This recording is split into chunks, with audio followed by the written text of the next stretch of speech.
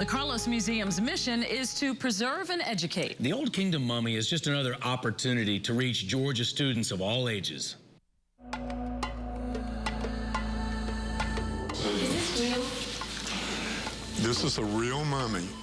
This group from Norcross Elementary School quietly approached the Old Kingdom mummy. Is that his real ear? So this is a real life body. Why are they so small? I thought they were gonna be really tall. Many had questions. Some were initially afraid. One of the girls during the tour, right before we saw the mummies, she asked if it was going to be alive. This is a real live body, and the restoration of this was very, very, very amazing. With that question answered, the students eagerly edged closer to something they'd never seen before. They have mummies, and that this is my first time seeing a mummy like that, and it's very exciting for me. It's creepy and awesome that it's right here in front of me.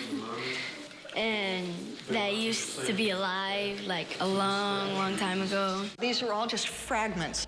One mission of the Carlos Museum is to bring history to life. The education director says there's nothing more rewarding than watching students learn. It's not the same thing as reading about them in books and seeing photographs. It is a qualitatively different experience to stand in front of a 4,000-year-old mummy of a human being and be able to stand and observe it close up on your own time. Horner says seeing these treasures from Egypt's pyramid age may spark a lifelong fascination for some of these students. 10-year-old Ari was interested even before he got his first look at the 4,000-year-old mummy.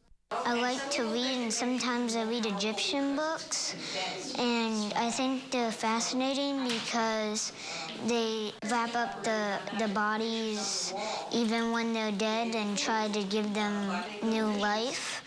The Carlos hosts 18,000 school children every year, and the number's even higher when you count all the college students who wind up here. It's a good teaching opportunity for all ages, and I think that they're engaging the younger students as well as the college students, as well as, the older people, and so it's a great learning opportunity. Sahara. Marla is part of the ongoing excavation at Abydos, where the Old Kingdom mummy was laid to rest centuries ago. But she's not the only Atlanta professor planning to bring her students to see artifacts from that ancient cemetery.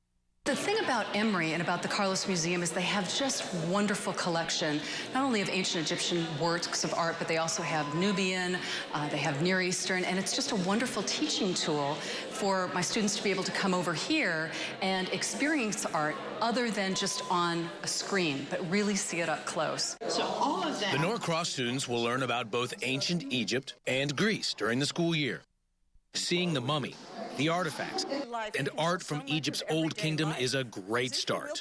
It's just fascinating because when we're at school, our teacher just says it and we can't actually see it. So the chance of seeing it is just mind-blowing.